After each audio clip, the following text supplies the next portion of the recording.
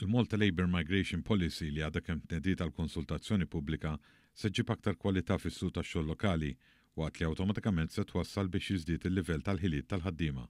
Din kienet il-firma ta' żewġ entitajiet governattivi li ta' kuljum jaħdmu mal-qasam u l-involviment ta' ħaddiema minn pajjiżi terzi li mhumiex mill-Unjoni Ewropea u li din il-politika nazzjonali ġdida immirata lejhom, iżda mhux biss.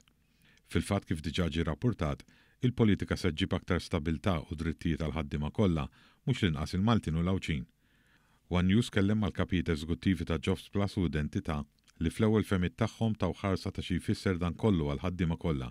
Steve Agius, kap eżekuttiv ta' Identità, jemmen li mill-esperjenza tagħhom din il-policy se tkun qed tirrivoluzzjona s-suq tax-xogħol b'mod ġenerali.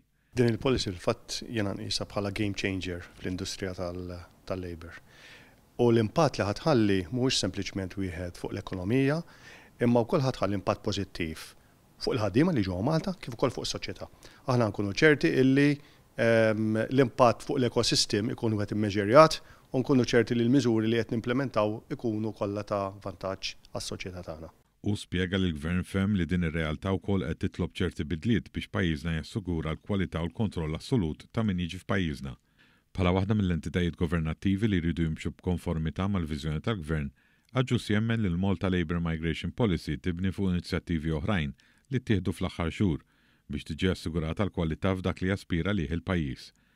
Sattant il-kap eżekuttiv ta' Jobs Plus, Silja Falzon, qalet li s-suq tax-xogħol lokali fejn l-akbar risorsa li għandna huma l-ħaddiema nfushom jiddependi mill-ħiliet tagħhom u għalhekk li min-naħa tagħhom qed joffru diversi servizzi biex jollu l-livell. Falzon semmit li minn barra qatt ta' taħriġ min-naħa tagħhom hawn ħafna opportunitajiet fejn il-kumpaniji u n-negozji jistgħu ħarġu lill-impjegati tagħhom. Għalhekk ukoll qed jaraw li b'din il-politika dan kollu se jkun qed jissaħħaħ aktar. F'din il-politika qed naraw li dejjem nagħmlu sforz akbar biex insaħħu l-ħiliet tal-ħaddiema kemm Maltin u kemm dawk li jiġu minn barra, dawk li għandna bżonnhom għaliex iktar ma jkollu ħiliet il-ħaddiem iktar ikun produttiv u iktar tajjeb għal ġid tal-pajjiż.